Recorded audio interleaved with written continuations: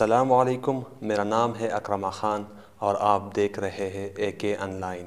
آج ہم کامیابی کے 3 اہم نکات کے اوپر بات کریں گے کہ کامیابی کا وہ کون سا فلسفہ ہے جس پر ہم عمل کریں گے تو کامیابی کے پیچھے نہیں دوڑیں گے بلکہ کامیابی ہمارے پیچھے آئے گی۔ ہر انسان فطرتاً کامیاب ہونا چاہتا ہے، اس کامیابی کو پانے کے لیے وہ خواب دیکھتا ہے اور پھر ان خوابوں کو حقیقت بنانے کے لیے وہ دن رات محنت کرتا ہے۔ کامیابی ہونے کا تڑپ اسے جینے کا مقصد دیتا ہے۔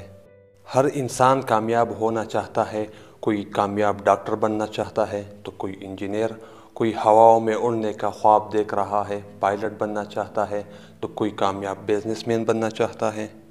تو چلیے کامیابی کے 3 اہم قرآنی نکات پر بات کرتے ہیں۔ اس میں نمبر 1 پر ہے ضرورت مندوں کی خود سے آگے بڑھ کر بے لوث مدد کرنا ہے، اور اس کا میں ایک ایگزامپل بھی آپ لوگوں کے ساتھ ویڈیو کے لاسٹ میں شیئر کروں گا، تبھی آپ کو صحیح سمجھ میں آ جائے گا۔ نمبر 2 پر ہے اپنے کام میں مہارت، قابلیت، صلاحیت اور قوت پیدا کرنا ہے۔ نمبر 3 پر ہے امانت داری، سچائی، بھروسہ اور دیانتداری کو اپنا ایشو بنانا ہے۔ یہ چند باتیں ہیں، اگر یہ صفات اپنے اندر پیدا کر لیا جائے تو یقین کے ساتھ کہا جا سکتا ہے کہ آپ کو کامیابی کے پیچھے نہیں دوڑنا پڑے گا بلکہ کامیابی آپ کے پیچھے آئے گی۔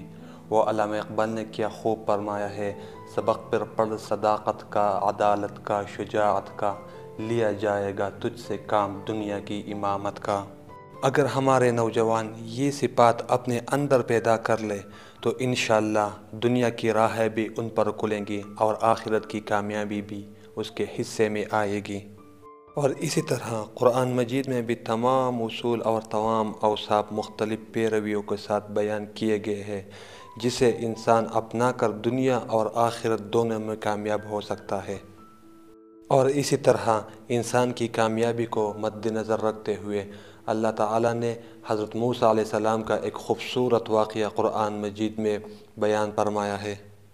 تو یہ واقعہ تو آپ لوگوں نے سنا ہوگا، لیکن آج ہمارے ٹاپک کے ساتھ ریلیٹڈ ہے تو اس کا مختصراً سا ذکر کرتے ہیں۔ ایک دن حضرت موسیٰ علیہ السلام اپنے گھر سے نکلے تو دیکھا کہ 2 شخص آپس میں لڑ رہے تھے۔ حضرت موسیٰ علیہ السلام ان کے پاس آیا اور ان کا جھگڑا ختم کروایا۔ جب دوسرا دن آیا تو پھر دیکھا کہ وہ دونوں لڑ رہے ہیں، تو اس میں ایک مصری کو حضرت موسیٰ علیہ السلام نے ایک گوسہ دیا جس کی وجہ سے اس کا موت واقع ہوا۔ حضرت موسیٰ علیہ السلام کو اندیشہ ہوا کہ اس جرم کے پاداش میں اسے پکڑ نہ لیا جائے، تو وہ مصر سے نکل کھڑا ہوا اور مدین جا پہنچا۔ ایک بستی میں داخل ہوا تو انہوں نے دیکھا کہ لوگ کنویں پر جمع ہوئے ہیں اور اپنے جانوروں کو پانی پلا رہے ہیں۔ تو انہوں نے یہ بھی دیکھا کہ 2 لڑکیاں اپنی جانوروں کی رسیاں پکڑ کر ایک طرف کھڑی ہوئی ہیں کہ ان کے جانور پانی پینے کے لیے کنویں کی جانب بڑھنے کی کوشش کر رہے ہیں۔ حضرت موسیٰ علیہ السلام نے ان لڑکیوں سے دریافت کیا کہ وہ اپنے جانوروں کو پانی کیوں نہیں پلا رہے؟ بولے کہ ہم اس وقت تک پانی نہیں پلا سکتے جب تک چرواہا لوگ اپنے جانوروں کو پانی نہ پلائے۔ اور ان لڑکیوں نے یہ بھی بتایا کہ ان کے والد صاحب بہت ضعیف ہے، اس لیے انہیں ہی جانوروں کو پانی پلانے کے لیے آنا پڑا ہے۔ حضرت موسیٰ علیہ السلام پورا ماجرا سمجھ گئے۔ انہوں نے ان لڑکیوں کے جانوروں کو لے جا کر انہیں پانی پلایا۔ لڑکیاں جانوروں کو لے کر گھر پہنچی اور اپنے والد کو پورا قصہ سنا دیا۔ ان کے والد نے حضرت موسیٰ علیہ السلام کو گھر بلایا اور ان کے تعارف حاصل کیا۔ ان لڑکیوں میں ایک لڑکی نے اپنے والد سے کہا کہ ان نوجوان کو اپنے ساتھ مزدوری پر رکھ لیا جائے، اور اس لڑکی نے یہ بھی کہا کہ مزدوری پر رکھنے کے لیے بہترین شخص وہ ہے جو قوی بھی ہے اور امین بھی ہے۔ چنانچہ ان کے والد نے نہ صرف حضرت موسیٰ علیہ السلام کو مزدوری پہ رکھ لیا بلکہ اپنے ایک بیٹی کا نکاح بھی ان کے ساتھ کر دیا۔ اور یہ واقعہ کوئی افسانہ نہیں بلکہ ایک حقیقت ہے جو اس سرزمین میں پیش آیا ہے۔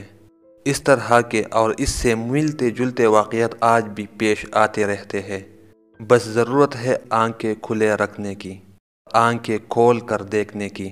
اور قرآن مجید میں یہ واقعہ صرف ایک تاریخی واقعہ کے طور پر بیان نہیں کیا گیا ہے بلکہ اس میں بڑی حکمت اور مفید معلومات پوشیدہ ہے۔ انسان کی کامیابی کے کچھ اہم اوصاف خدا نے یہاں بھی بیان فرمائے ہیں، اور وہی اس واقعے کو بیان کرنے کا اہم مقصد بھی ہے۔ موسیٰ علیہ السلام مدین میں ایک اجنبی کی حیثیت سے بے سر و سامان کی حالت میں پہنچے۔ انہیں خود معلوم نہیں تھا کہ اس بستی کے لوگ ان کے ساتھ کیا معاملہ کریں گے اور ان کا مسئلہ یہاں حل ہوگا بھی یا نہیں۔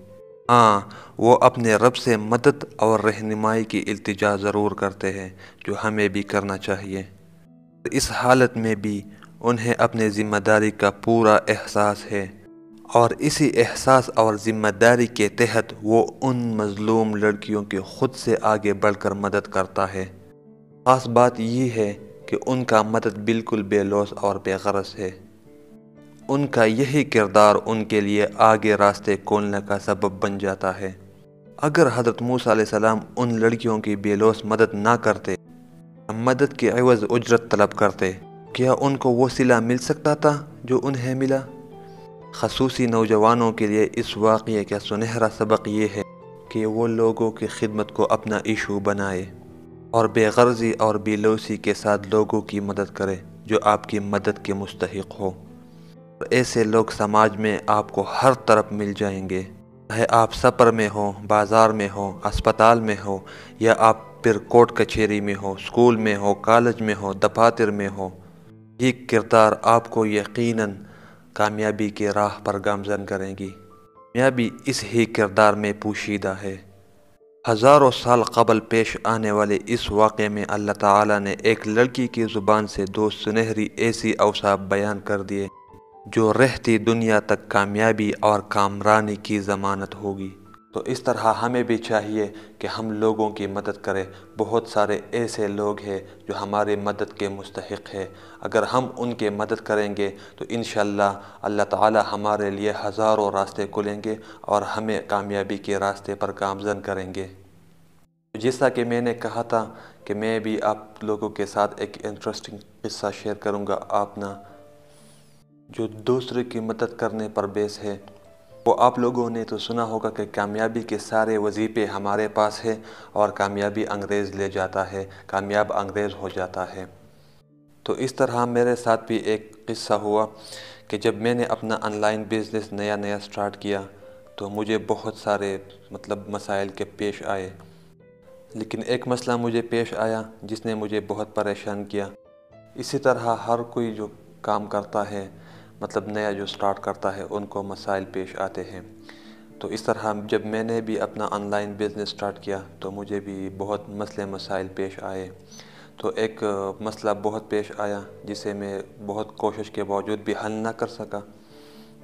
تو پاکستان کے جتنے بھی آن لائن بزنس مین ہیں جو فیس بک پر لائیو آتے ہیں، لوگوں سے بات کرنے کی کوشش کرتے ہیں، اپنا کورس بیچنے کی کوشش کرتے ہیں، میں نے سب کو میسج کیے، واٹس ایپ پر میسج کیے، لیکن کسی نے بھی رپلائی نہیں کی۔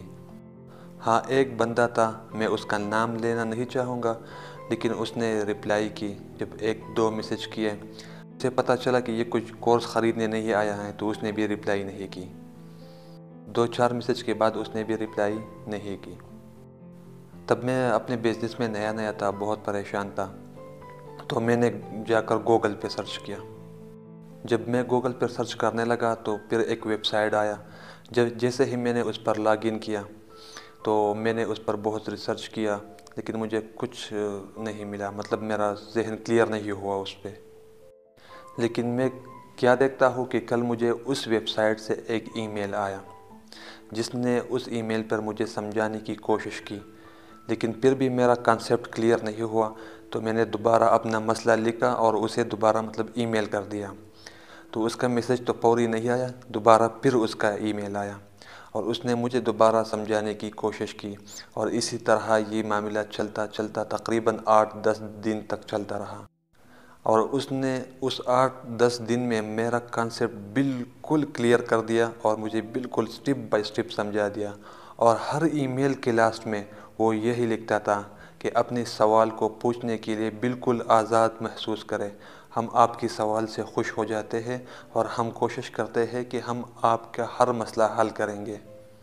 اور وہ ایک انگریز تھا، نہ میں اسے جانتا تھا، نہ جان نہ پہچان، بس اسے لگا کہ اس شخص کو میری ضرورت ہے، اس لیے اس نے میری بے لوث مدد کی۔